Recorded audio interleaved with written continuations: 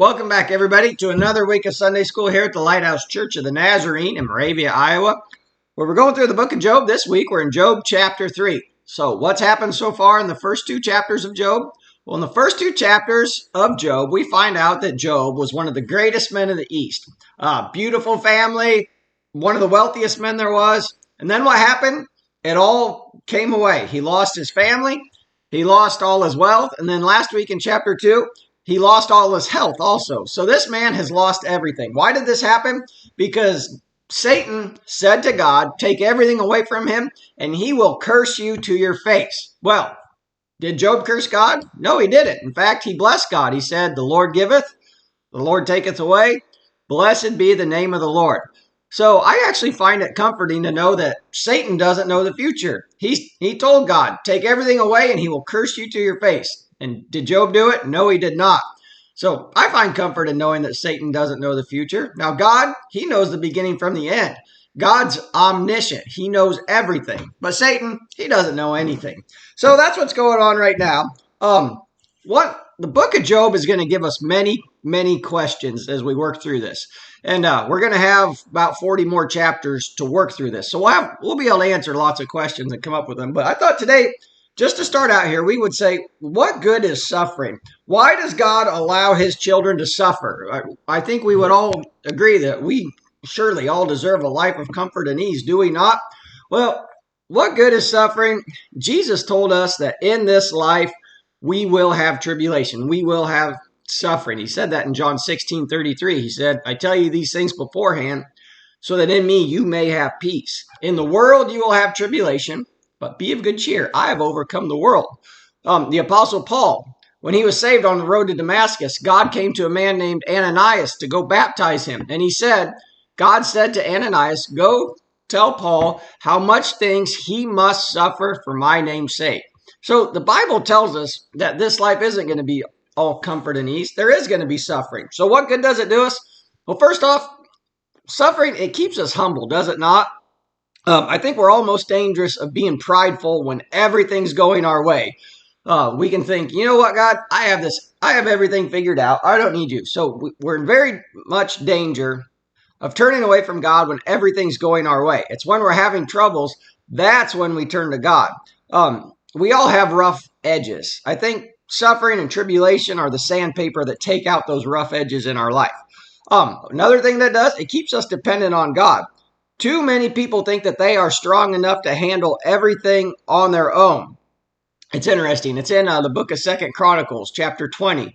We find the prayer of Jehoshaphat. In the prayer of Jehoshaphat, he says, Lord, we are powerless against these enemies, and we don't know what to do, but we turn to you.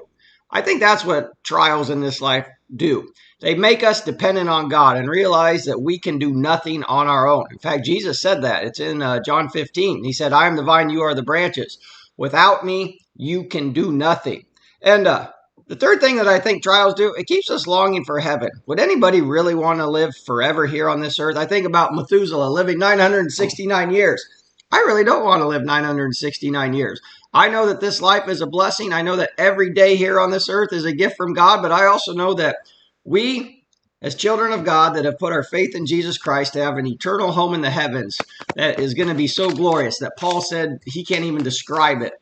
And that's what we long for. So, what good is suffering? There are good things that come out of it. So we're going to start here in Job chapter 3.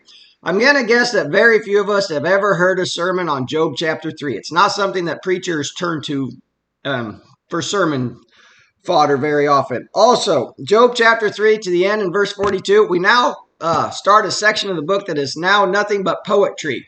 I know, control your excitement, right? Well, it's now a poetic book from here on out, but we have 39 more chapters, so we might as well dig right in here. Job chapter 3, verse 1.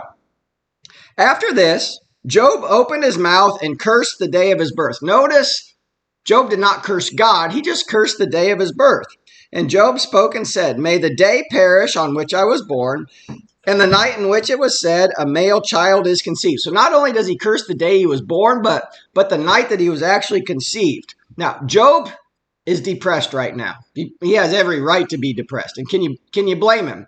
Well, when life becomes overwhelming, even the best of the best can want to give up. And we find that all throughout the Bible. Moses, the hero of the faith, the one that God said in Jeremiah 15, even if Moses and Samuel cried out to me for these people.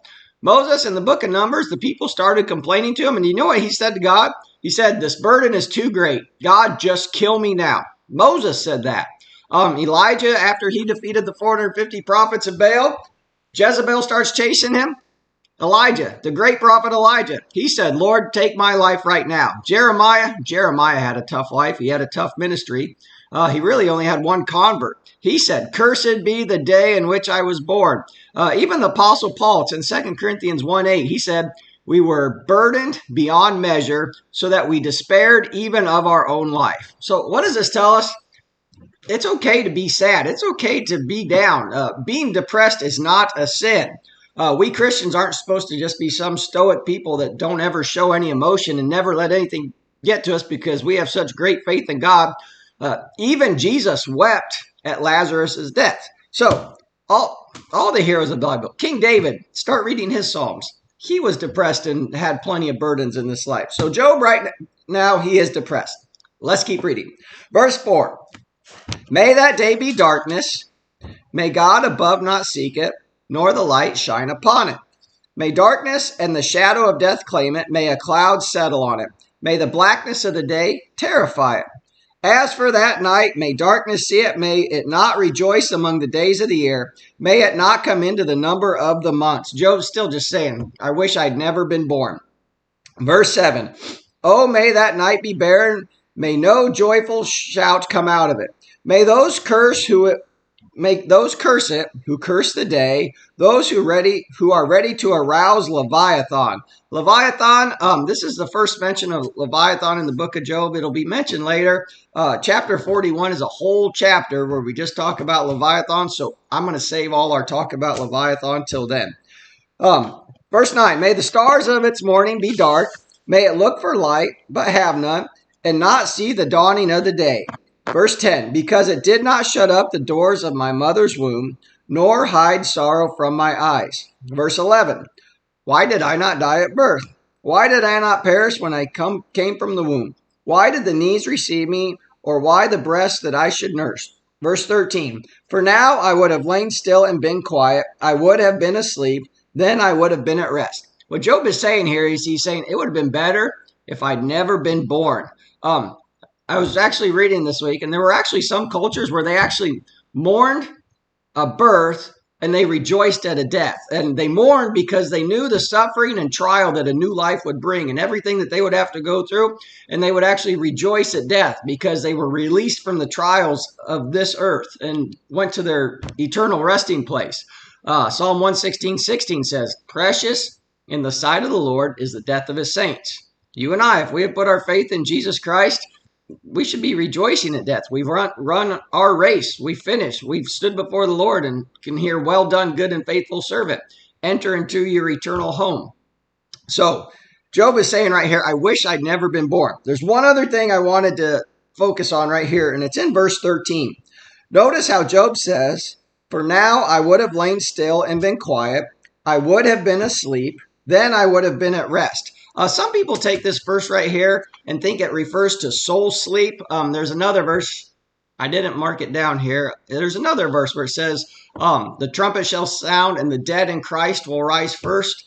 Some people keep a couple of these verses and they think that it refers to soul sleep, that when we die, we go into the ground, our soul sleeps until the second coming of the Lord Jesus Christ. The Bible doesn't actually teach soul sleep. When we pass from this earth, which we will all do, Hebrews 9:27 says, for it is appointed man once to die, and after this the judgment. When we pass from this earth, we immediately go stand in the presence of the Lord. And where do I get that from? 2 Corinthians 5:8. Paul says to be absent from the body, to be present with the Lord. Philippians 1:21 says to live is Christ and to die is gain. Also, we can take the thief on the cross in the 23rd chapter of Luke. What does Jesus tell the thief on the cross? Today, this day, you will be with me in paradise. So the Bible does not teach soul sleep. The second we die, we go and stand in the presence of the Lord. Let's keep going here. Verse 14. So Job's saying, why was I even born? Verse 14, with kings and counselors of the earth who built ruins for themselves, or with princes who had gold, who filled their houses with silver? Or why was I not hidden like a stillborn child, like infants who never saw light? There the wicked cease from troubling, and the weary are at rest. There the prisoners rest together. They do not hear the voice of the oppressor. The small and the great are there, and the servant is free from his master. Verse 21, why is light given to him who is in misery, and life to the bitter of soul, who long for death, but it does not come, and search for it more than hidden treasures? Job is longing for death. I think Job wants to die right here. Now, Job is suffering so bad that he thinks death would be a relief from this. But we need to remember, death, apart from the saving knowledge of Jesus Christ, does not end any suffering, but it just then begins judgment. Godly people can get so beaten down and in despair that they despair their own life. Now, do we think Job was suicidal right here? We don't really read into that at all, but this is probably a good chance to talk about suicide here real quick. The Bible's actually pretty quiet on suicide. We don't find many of them in the Bible. There was a King Zimri. He was the shortest reigning king of any of them. He only reigned 7 days, but he burned down the palace on top of him. I believe it was in Tirzah at the time before it was moved to Samaria. There was a King Zimri. He committed suicide.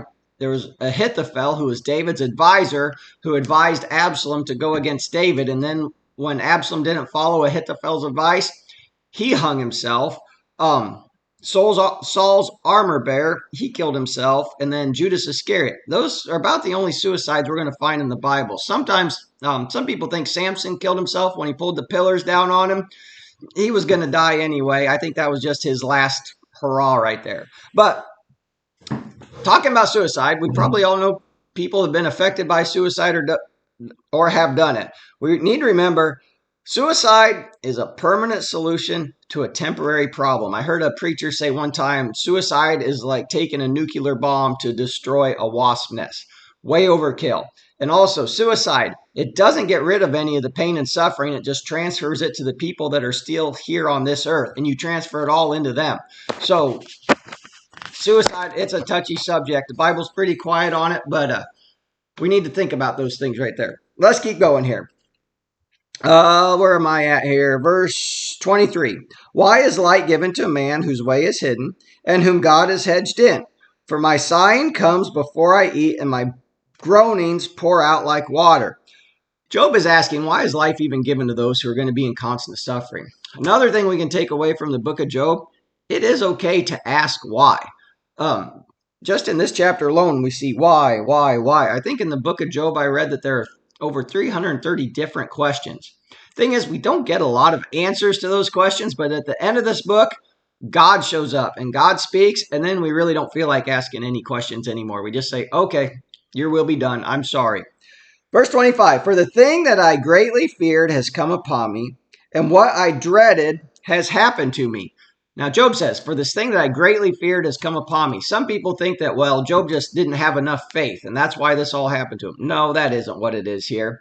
Job just had a fear. Don't we all fear of losing everything and losing our family? We always think, well, bad things, those things that we see on the news, those always happen to other people, right? But those other people, they're people. They're the ones that are happening to it.